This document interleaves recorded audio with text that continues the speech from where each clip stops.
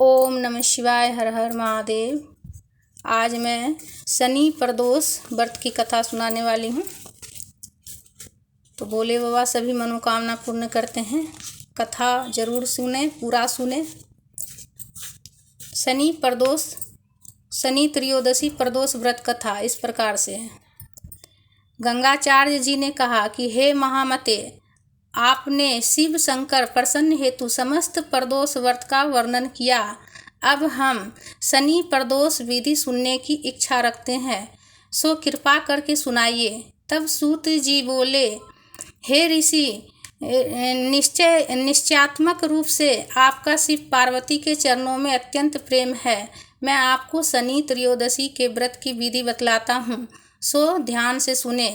पुरातन कथा है कि एक निर्धन ब्राह्मण की स्त्री दरिद्रता से दुखी हो सांडई ऋषि के पास जाकर बोली, हे महामुने, मैं अत्यंत दुखी हूँ, दुख निवारण का उपाय बतलाइए। मेरे दोनों पुत्र आपकी शरण है। मेरे ज्येष्ठ पुत्र का नाम धर्म है, जो कि राजपुत्र है, और लघु का नाम सूचिवर्त है। हम दरिद्री हैं, आप ही हमारा उद्धार कर सकते हैं। इतनी बात सुन ऋषि ने शिव प्रदोष व्रत के लिए कहा। तीनों प्राणी प्रदोष व्रत करने लगे। कुछ समय पश्चात प्रदोष व्रत आया। तीनों ने व्रत का संकल्प लिया। छोटा लड़का, जिसका नाम सूचिवर्त था, एक तालाब पर स्नान करने को गया तो उसे मार्ग में स्वर्ण कलश धन से भरपूर मिला।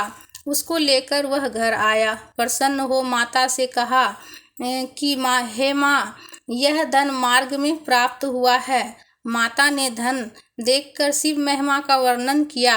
राजपुत्र को अपने पास बुलाकर बोली, देखो पुत्र, यह धन हमें शिव जी की कृपा से प्राप्त हुआ है, अतः प्रसाद के रूप में दोनों पुत्र आधा आधा बांट लो।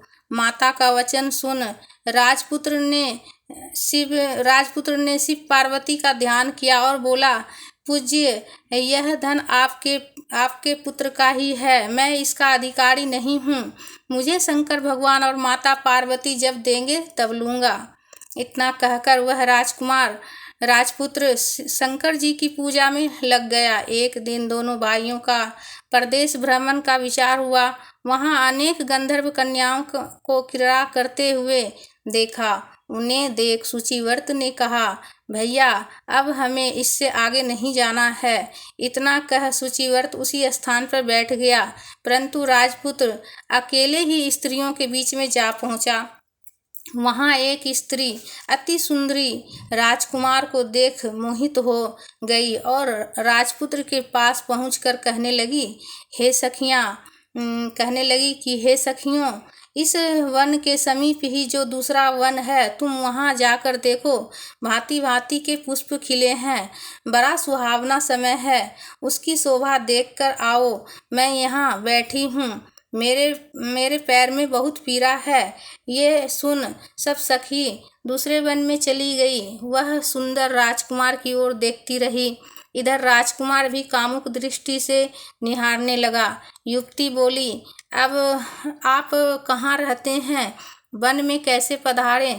किस राजा के पुत्र हैं? क्या नाम है? राजकुमार बोला, मैं विदर्भ नरेश का पुत्र हूँ, आप अपना परिचय दें। युवती बोली, मैं विद्रविक नामक गंधर्व की पुत्री हूँ, मेरा नाम असुमति है। मैं आपकी मन स्थिति को जान लिया है कि आप मुझ पर मोहित हैं। विधाता ने तुम्हारा संयोग मिलाया है। युवती ने मोतियों का हार राजकुमार के गले में डाल दिया।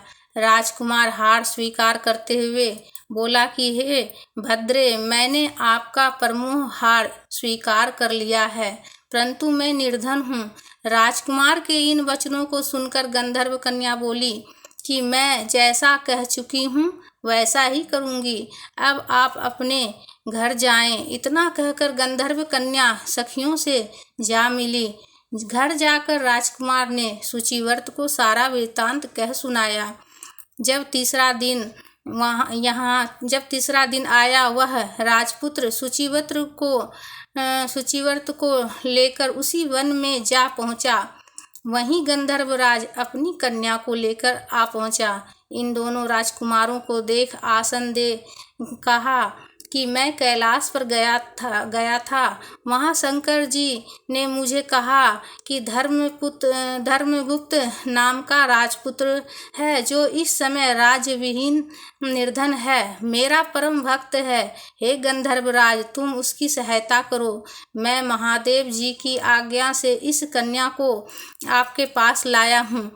आप इसका निर्वाह करें, मैं आपकी सहायता कर राजगद्दी पर बिठा दूंगा। इस प्रकार गंधर्वराज ने कन्या का विधिवत विवाह कर दिया। विशेष धन और सुंदर गंधर्व कन्या को पाकर राजपुत्र अति प्रसन्न हुआ। भगवान की कृपा से अपने शत्रुओं का दमन करके राज्य सुख भोगने लगा। इस तरह कथा पूर्ण हुई।